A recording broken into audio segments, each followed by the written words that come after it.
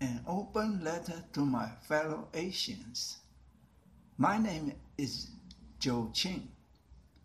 I'm a researcher of contemporary Asian history. Although I was born a Chinese and now am an American, but in my heart, I'm an Asian. I'm here to present an Asian history based on Asians' own perspective. I especially would like to correct the history between Japan and China that the West has distorted in order to divide and conquer Asia. Our history is not tragic, but valiant. Our history is not about crying past grievances, but to illuminate our future splendors. Historically in Asia, the greatest ambition of our ablest leader have been to unify us under one heaven, or Tianxia. And what we consider to be under one heaven are people with the same culture. These people all belong to the same large family. Therefore, as an Asian, I consider Japanese and Chinese as cousins.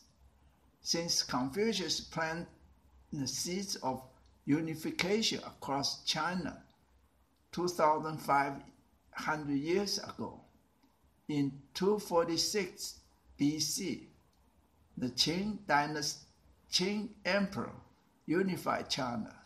Then the Mongols decided to join China in 1271, and later twice in 1274 and 1281 also tried to unify with Japan.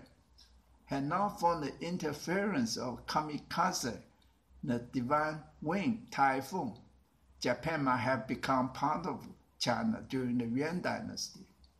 And if that did happen, it might just be the Japanese rather than Manchurians that were to take over China to end the Ming dynasty, making China a part of Japan. And under Japan, Asia would definitely not have lost the war to America. But even if, just as the history had it, that the Manchu conquered and ruled China, Japan's intervention into China should be more traditionally interpreted as an act of the Asian unification rather than what West claimed to be same as its own barbaric custom of colonization. More than that, it should be morally considered as a mission by family relatives to rescue China from an involuntary opium addiction, courtesy of the Jews and the British Navy. No wonder Mao Zedong thanked Japan for invading China. Too bad. The West never understood Asian tradition of cultural unification, so they and many of their Asian followers misinterpreted Japan sending troops to China as a ruinous colonization. But shouldn't Asian history be written according to Asians' own perspectives? Western distortions. The Westerner and their Chinese puppet also solidify their distorted view for the purpose of dividing and conquering Asia. They have been found by today's historians, though little known to the general public, to have played some of the dirtiest tricks in history. They included: 1. America immortalized the first shot of Asian liberation fired by Japan at Pearl Harbor as a day of infamy, and has been trying to suppress Asian liberation effort ever since. 2. The use of the forgery Tanaka Memorial to poison the relationship between China and Japan as early as 1929. 3. They forever demonized Japan's army with the fabrication of the Nanking Massacre by China's Chiang Kai-shek, who timed it as a revenge for the humiliation he received in the Xi'an Mutiny at its first anniversary. 4. They blamed on Japan for the greatest man-made catastrophe, the Yellow River flood of 1938, which actually was ordered by Chiang Kai-shek. 5. Under duress of unconditional surrender, they indulged in the unprecedented and unfair practice of singling out Japan for wartime sexual violation, known as the comfort woman abuse. Adding injury to insult, America sealed all these dirty tricks into history book with 2 A-bombs. This underhand assault on Japan by the Western forces were actually a repeat for China in Asia. China during the Qing dynasty, while still the most advanced civilization on earth, was smeared to be the backward and corrupt by no other than Karl Marx. The poor man's oligarch masqueraded as champion of the oppressed mass. Marx also claimed that Chinese people had a natural inclination for opium in a New York Daily article to justify the Opium Wars. And his cousins, the Sassoons and the Rothschilds, made Marx's claim self-fulfilling with 2 Opium Wars, sandwiched in between was a crippling Asian crusade called the Taiping Rebellion, much like what America did with Tanaka Memorial to Japan. The result was a century-long Opium Holocaust, lasted from 1839 to 1949, just as Marx has asserted that China deserved it. And it was during a period when the rest of the world had all outlawed opium. 30-year living hell. The Opium Holocaust provided the perfect incubator of 30 years of living hell in China, from 1911 to 1949, that started right after the end of the Qing dynasty and ended when Mao made China stand up again with his peasant liberation movement. Amid all the hullabaloo about revolution and westernization fervors, near the end of Qing dynasty, quietly and coincidentally, both the Qing Empress Cixi and her successor's son died, and this once great dynasty faded away without a credible succeeding ruler. This event was not even been noticed in Chinese history except in movies. In official Chinese history, the story was the other non-event called Xinhan Revolution, which overthrew the Qing dynasty. It stuck as is in history since there was no sense to debate about a dying China. Most historians are more eager to help their new masters forge their own versions of history. Nevertheless, this little noisy revolution did wake up all the warlords and the provisional governors to cut up China, a feat that all Western powers have tried to do but failed. And the people who contributed to this accomplishment were naturally described by their private historians as heroes. However, based on the anti-separatist law in China today, all those warlords and governors should be thrown in jail, rather than be considered as revolutionary heroes, especially when most of them were hunting Mao Zedong for being the lone champion of the oppressed Chinese people. Among these separatist revolutionists was a Chinese American named sun-yat, who lived like George Washington and died like Abraham Lincoln, with Lincoln's famous funeral train processions. Sun promoted himself loudest with Democrat skills he picked up in America and became the father of China. Sun's real aim was to turn China into a little America. Sun's successor, Chiang Kai-shek, a Japanese military officer and master of dirty tricks, then suppressed the impoverished Chinese mass so much so that made him public enemy number one. However, anyone who uttered any negative news on Chiang was immediately awarded with an assassin's bullet. As a result, much of China's history today came from Chiang's own historians hired to praise him and cover up all his crimes. A major source of historical data was Chiang's diary, which were penned by someone else but contained only materials approved by Chiang. Chiang's long list of assassination candidates include Mao and the family, General Tan defending commander at Nanking Massacre, Chiang's own second wife for writing an autobiography, and Wang Jingwei, a man of high integrity who was called a Han traitor by being the head of Nanking government during Japanese occupation. Both Sun and Chiang were the opposite of Wang Jingwei, who incidentally wrote Sun's memorable word to the Chinese people and was actually designated by Sun as his successor.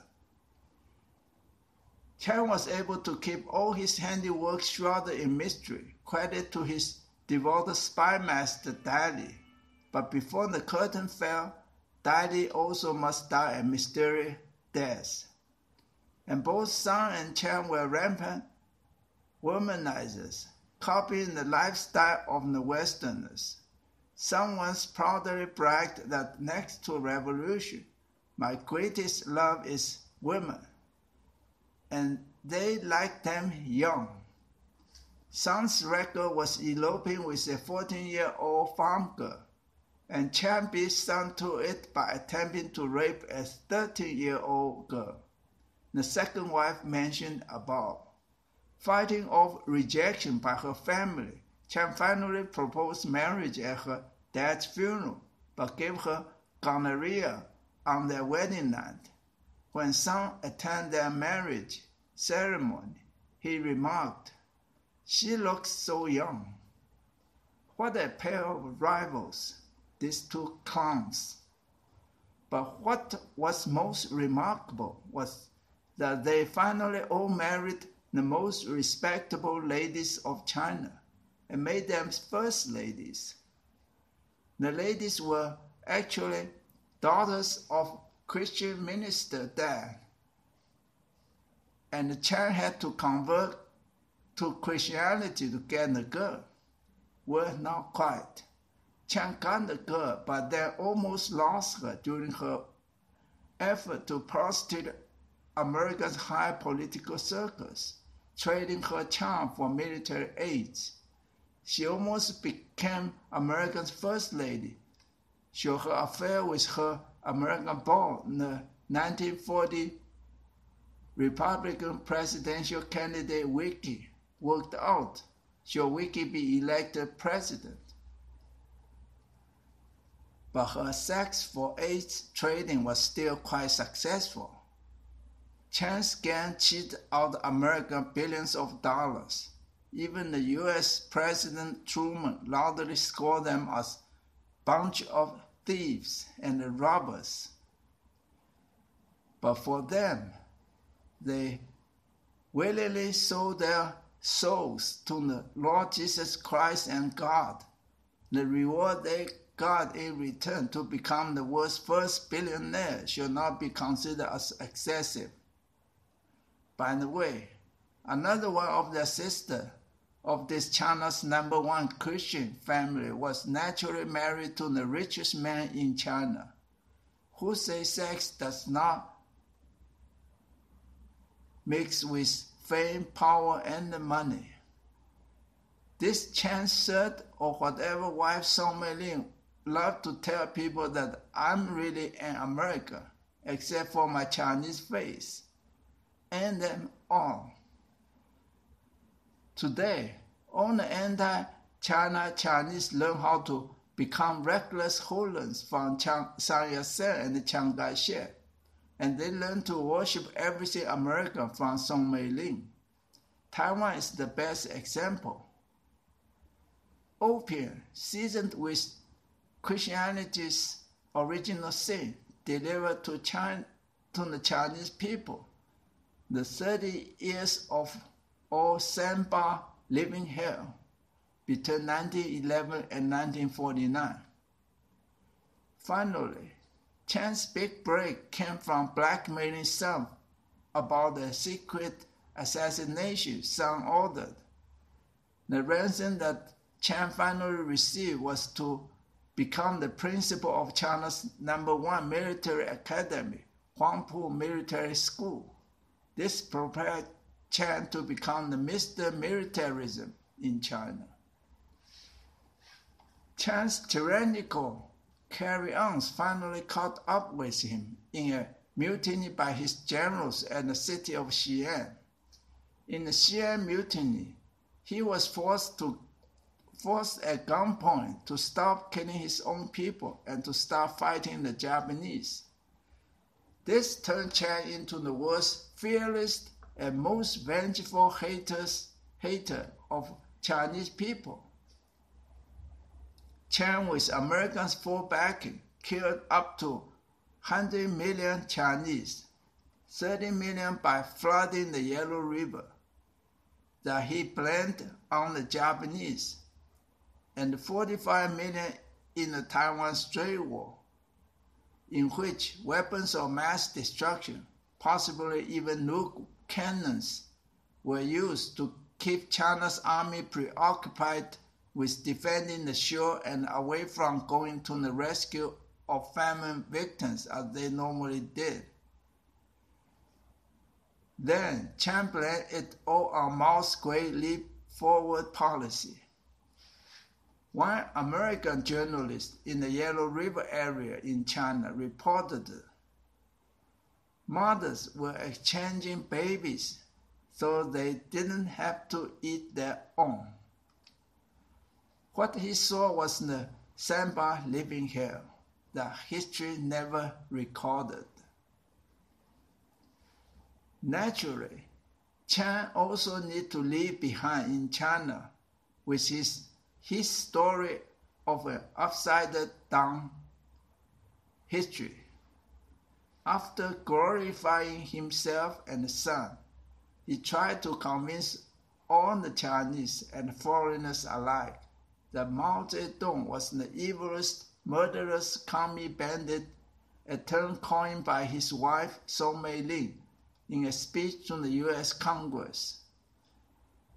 And he put into history books that China was an impoverished and backward country. Exactly how impoverished was China?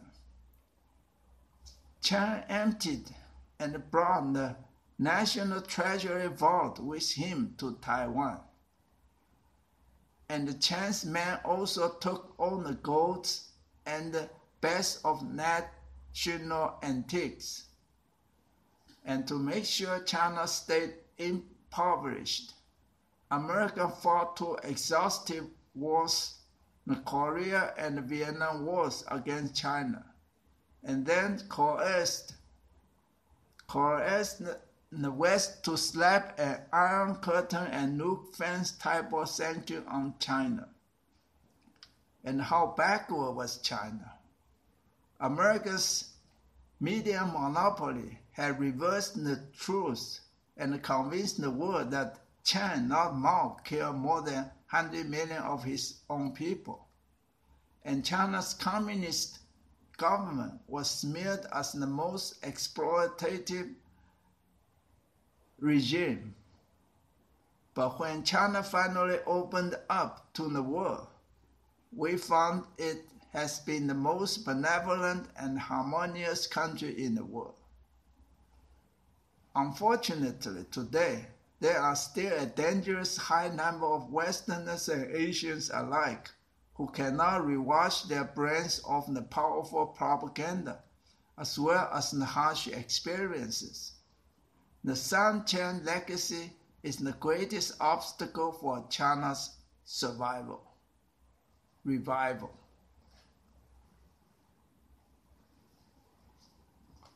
All these were feats initiated by the Jews and executed by the British Navy, then exacerbated by the Taiping Christian Crusade, and later reinforced by China's own westernized vultures, the like of sun-yat and Chiang Kai-shek, suppressing China on behalf of their master, America, to destroy the mainstay of Asian civilization. Asian revival. But Asia was too old to die so young. Two timely tested old traditions came to the rescue. They were cultural unification and peace and liberation, respectively, carried out by Japan and Mao Zedong. Whatever others might want to call it, what Japan did was cultural unification. Even though the Westerners and their Asian supporters tried to brand it as a brutal Western-style colonization, the method Mao Zedong used to save China was the age-old tradition of peace and liberation, even though history recorded it as a Marxist communist revolution. Why? Marxist technique almost aboard the revolution its cradle. Just look how much the Soviet Union had suffered from following the Marxist lie of poor man's oligarchy for more than a century. Mao just knew better, so he stuck to the good old peace and liberation. And as for the term communist, it's totally redundant since the Chinese peasants are always think of themselves as communists. That's why China abandoned communism the minute the Western hostility ceased and the peasants are no more needed to further liberate China.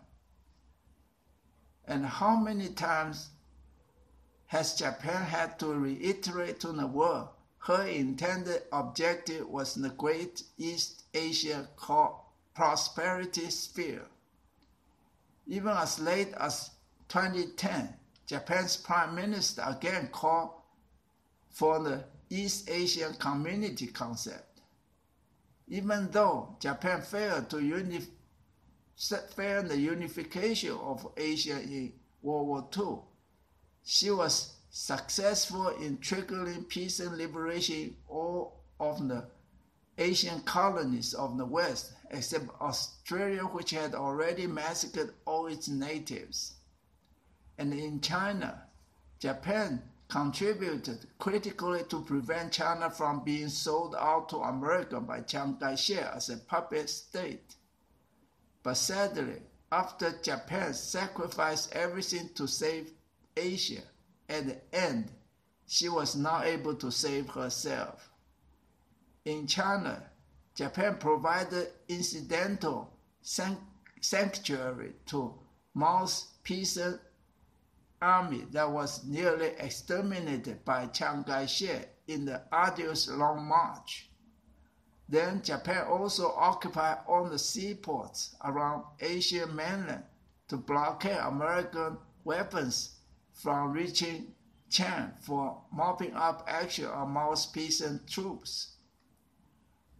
And immediately after Japan lost the war, she passed the baton of Asian liberation to Mao in the forms of world's best artillery weapons which allowed General Lin Biao on the Mao to win the first few table-turning battles against Chen that eventually expelled Chen to Taiwan. After Mao liberated China, he carried the baton of Asian liberation to Korea against the advice of many of his top diplomats and generals. And in Korea, it was the Chinese fighter pilot trained by an ex-member of the Japanese Air Force that won the make-or-break air battles against America. And the exceptional Chinese artillery skills that trace its origin to the Japanese army might very well be a deciding factor in beating the America in Vietnam, when they were used to shoot down and capture the Crown Prince of America's Asian Pacific Force, John McCain. Holding McCain as a hostage by North Vietnam caused Americans to hesitate in using the A-bombs and gave time for China to lure American President Nixon into peace option with ping-pong diplomacy. Japan was definitely an enthusiastic promoter of the ping-pong diplomacy, as the whole thing could only become a celebrated worldwide news event when the supportive and influential Japanese media overwhelmed the initial objection of the Chinese diplomats and allowed the news to reach the severe-eared Mao, who vetoed his diplomats' objection and invited the American ping-pong team to China. It was as if Mao refused to go in his deathbed just to wait for this tidings of peace. What Mao used was the good old 1-2 punch and the good bad 2 cops trick of Cultural Revolution and the ping-pong diplomacy. The first cold, then hot approach thawed America and finally put an end to Americans' winning streak of killing sprees since America's founding at Vietnam. Mao later told the initiator of ping-pong diplomacy, Zhuang Zedong, "You are even better than my best diplomats."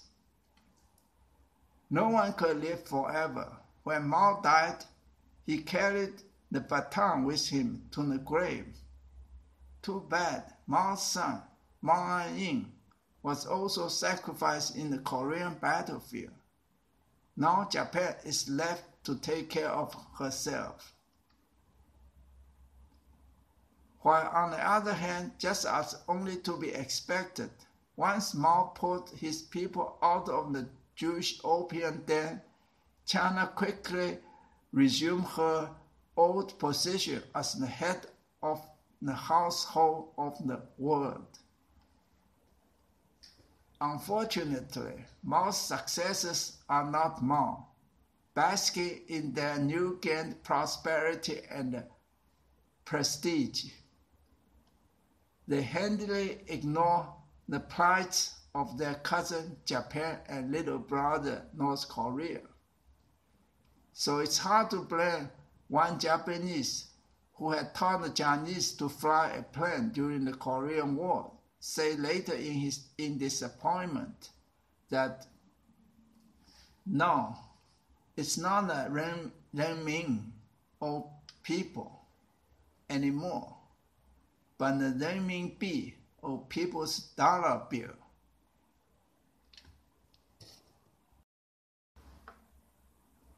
This is America.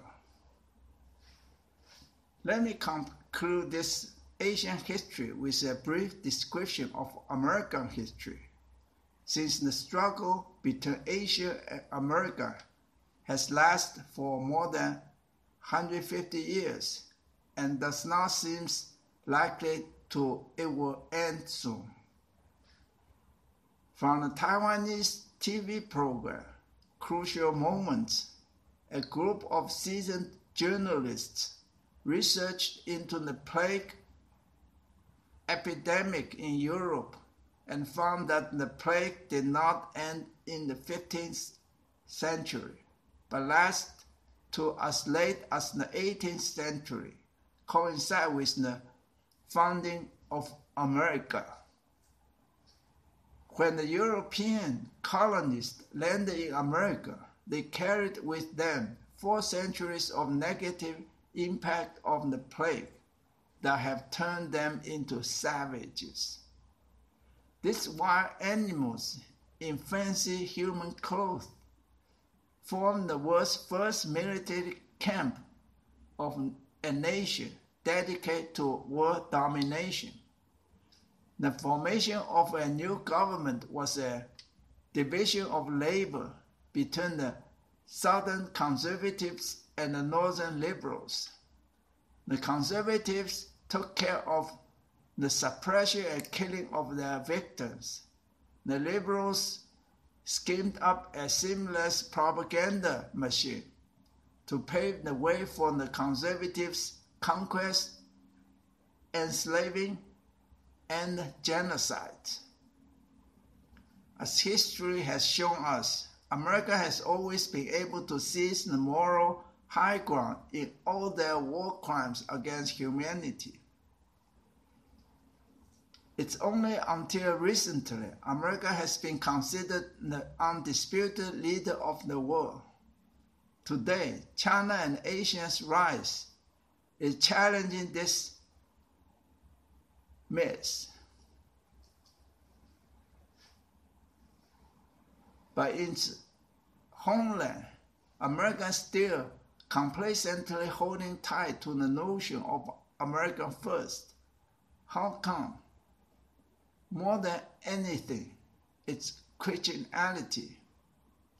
Just as during the early plague-struck days, the superstition of their Christian God have prevented a humanistic cure as the one effectively practiced in Asia.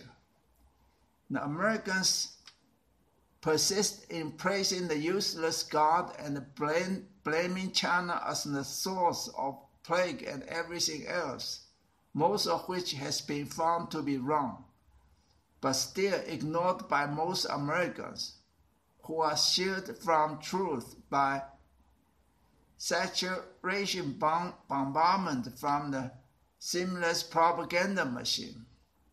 In the Great Migration to America, the Europeans did not bring the plague. Instead, they brought something even worse, Christianity. Christianity was used to justify the American natives were ordained by God to be exterminated and the African blacks enslaved. Naturally, the Asians who have lived nicely for 5,000 years without any God have also become their targets. Furthermore, if we want to look for a definitive motive for the World War II in Asia, it was the intolerance of Christianity toward Buddhism. World War II in Asia was a religious war between America and the Buddhist countries. And more than Buddhism, Christianity hated communism even more. It was considered as the cancer of the heart for China.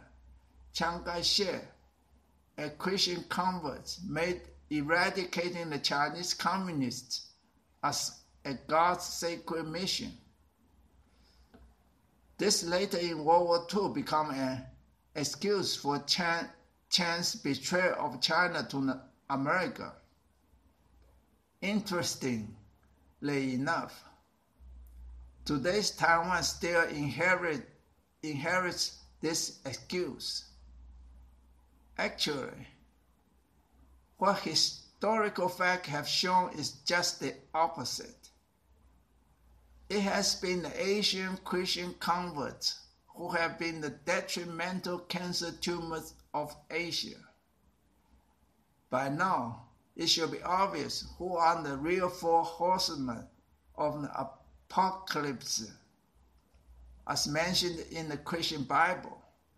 they are Christianity itself, plague, gun, and propaganda. Once histories like ours start to be written, the horsemen of guns and propaganda will be tamed, and modern medicine is getting a grip on the plague. But when could we be cured of Christianity? Let's look at what happened in Asia. In Asia, history was considered worthy to be recorded when humans began to rely on themselves rather than on some fictitious entity like God. This is because this fictitious history will not be understood and accepted by future generations. Asian civilization began 7,018 years ago, but history only certified 4,640 out of the 7,018 years. This is because those 4,640 years we have been able to not rely on God and become mature and responsible enough to answer to history entirely by ourselves. So let's assume the birth of Christianity and the birth of Asian civilization happen to occur at the same time. This will allow us to estimate how many years delay it will take for Christianity to mature from relying on a parental God to become their own responsible adults. All we need to do is to first figure out how many years it took the Asians to free themselves from relying on God. This is Asian's age subtract Asian history's age, or 7018 minus 4640 equal to 2378. So it took Asian 2,378 years to evolve from God-reliant pre-humans into no-God humans. From this number, we can calculate the time Christians will also become their own full human beings. We just subtract the age of Christianity by the age at which Asian civilization matured.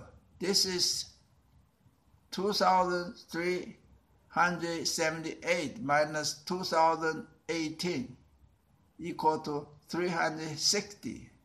So it will take humanity 360 more years to attain full control of their own destiny. Can we wait this long while risking ourselves on God's path to Armageddon?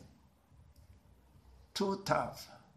That's why Asia must add oil by taking matter into their own hands. Up to now, many world leaders are still not sure which one is worse, the Republicans or the Democrats in America. And American leaders could care less about being modest toward their victims as long as there are still few among them who are still being praised worldwide as heroes. The current American President Truman is a businessman who thinks A-bombs are like money, the more the better. And many leaders around the world still look up to him. We are trapped in a dangerous world. Based on this theoretical analysis, we Asians could only accept the West's military ventures in Asia as an act of nature, a storm of barbarism blown in from the West.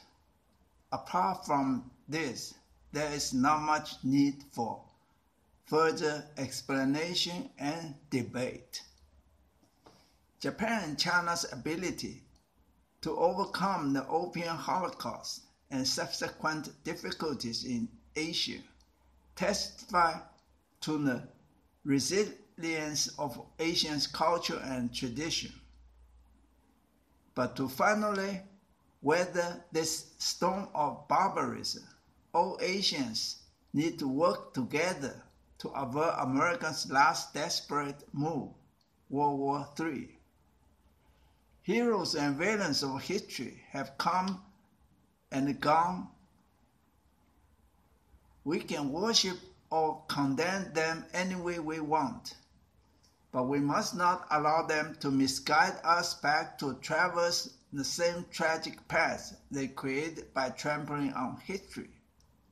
Asia has confronted America to turn around from warmongering competition to peaceful cooperation since their first encounter in 1854. Before World War II, Asia could only act at America's mercy. Up to 2017, Asia was still at America's beck and call. In 2018, the Korean Peninsula challenged America and the verdict is still pending. But in 2020, Korea, Japan, and China were their America. Asia's future. An Asian's life is timeless and spaceless. It's timeless through generation lineage.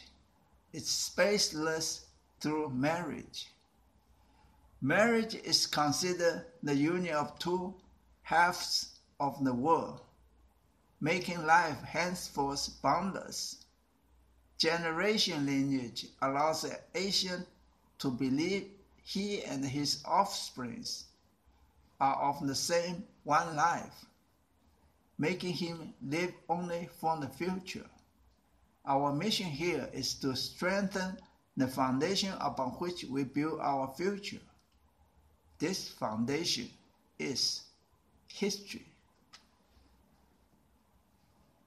We need to repair our history with lessons of the past. We should use Emperor Cixi of Qing dynasty's anti-trend behavior of sacrificing her country in order to preserve China's culture and tradition to start the lessons. Emperor Cixi did try to westernize China, but after 100 days, she had to stop the process when she found out that many Western practices were wrecking the foundation of Chinese tradition and culture, upon which her own Manchu monarchy had relied on to rule China. One example of such a cultural clash was the construction of China's first railroad track. Cixi had to order the railroad disassembled because it trampled on burial ground of our ancestors. For most of you Westerners and many Westernized Asians, this may seem incomprehensible and a definite proof of Asian backwardness. But if we take another example from the Ming Dynasty's Admiral Zheng He's Voyager, it might make you think,